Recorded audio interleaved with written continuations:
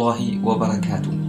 Hordoftoota fi daawwattoota chaanaala Dirree Multiimiidiyaa akkamiin nageenya rahmaan bakkuma jirtanitti isin bira haa jiraatu isin jechaa guyyaa irraan tana seenaa nama gaddisiistu seenaa nama gammachiistu ammaas seenuma saniitu ammaas namaas gammachiisti namaas ni gaddisiisti lameenuu gaddaa fi gammachuus of keessaa qabdi jechuudha. Seenaa tana daqiiqaa muraasaan akkana waliin daawwattanii gama chaanaala kiyyaa isin affeera.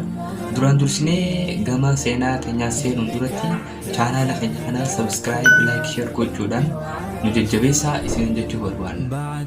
Akkuma isin jajjabeessitan nutis waan gaarii hojjechaa ol baana jechuudha. Seenaan tun maal isiniif fakkaattee haadhaa fi mucaa tokkotu jira.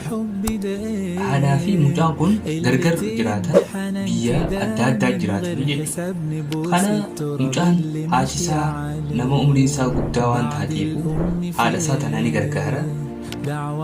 Haati isaa isuma qabdi jechuudha. Kanuma gabaabatti nama gargaaru isuma qabdi.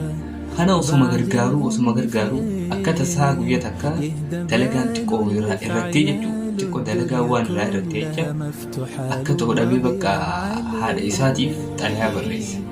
Maal jedhee xalayaa barreessee ni fakkaata. Yaa harmee tokko dalagaan xiqqaatti hanga akka duraanii sanii miti. Saniifuu mee yeroo xiqqoo takkanaaf obsii maallaqa kana si falguudhaaf yeroo xiqqoo takkanaaf naaf obsii jeeni wal xalayaa kana barreessee waaleta isaa keessa kaa'ee kennuufuu fedhee itti ulfaate. Saniifuu irraanfatee sultaan geessee bakka akka ta'u dhabee fudhee fishisaa keessa kaa'atee fishisaa keessatti irraanfatee jechuudha qaata. Tan akka tasaa osuma deemu jiru hattichi takka itti dhufee waaleta san kanii fi xalayaa sanii fi akka tasaa qarshiin 200 keessa jirtu hattuun jalaa fuutee jechuudha. Inni quba hin qabu. Hoggaanii fi fishisaa ilaalu waaleta san keessa birrii 200 fi waraqaa haadha harmee isaatiif barreessanii keessa jira. Hedduu rifate. Wanni akkaan isa rifachiise maallaqa 200 san osoo hin taane jechuudha. Waraqaa haadha isaatiif barreessee xalayaa osoonii fi hin erginiif hattichi jalaa hatuu isaa saniitu akkaan isa gaddisiisa. Tana osuma bakka mucaan akka ta'u dhabee mana galee rakkatee firraa guyyaa guutuu osoo manaa gadi baanee boo'ee bakka yaa rabbii keenya gargaariyee osoo rakkatu jiru akka tasaa ta'e xalayaan mana isaa dhuftee haati isaa xalayaa takka barreessee itti fannite. Xalayaa sanis irraa fuudhee hin dubbisne haadha tiyyaaf hin argine xalayaa tana maalirraa hin dubbise jechuudhaan hedduu rifatee mucaan kunis osoo ni fi xalayaa sana hin dubbisin kaaye. Kana eeganii fi xalayaa kaaye booda gama galgalaa eegarrii baaqee xalayaa kana fuudhee yommuu ni filaalu xalayaan maal jetti isiniif fakkaata? Subhaanallah. Yaa ilma koo xalayaan maal jetti isiniif fakkaata?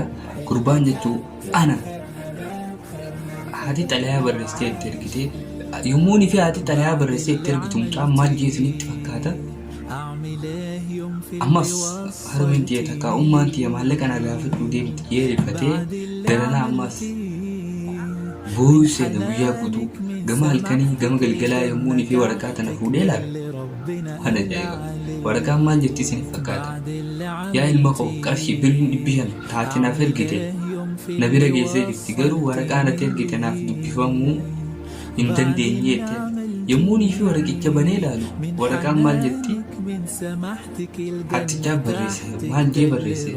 Yommuu ni fi kishaa keesseen waraqaa harkuu waraqaan akka nii fi haadha tammee teetiif maallaqa erguu diimtuun hubadha. Saniifuu birrii 100 itti dabaleetiin 500 harmee teetiif kanneen. Haadha jechuun ilma namaa hundaa biratti gahee guddaa qabdi. Baatii 9 guutuu garatti baadhattee rakkoo ilmoo takkaahuu rakkoo ilmaa fi rakkoo abbaatiif danda'a kan ibsaniif hattuunis haadhaaf ni rifattii yaadamuun qaba. Hattuun haadhaaf rifattu kaatee namni tokko haadhatti garaa jabaatu ni jira. Saniifuu obboleen kiyya dhaamsa kiyya kan guyyaa irraan tanaa jannaniinis miila isii jala jira waan ta'eef haadha teenya haa kabajnu, haadha teenya bakka isin jirtutti haa kaddamnu. عادتنا هاجم مجلسون جتو بربادا وان إسيار سوس الرحلة هاجم يوم جتو بربادي وان ولقي فتني بين الجمهور. السلام عليكم ورحمة الله وبركاته.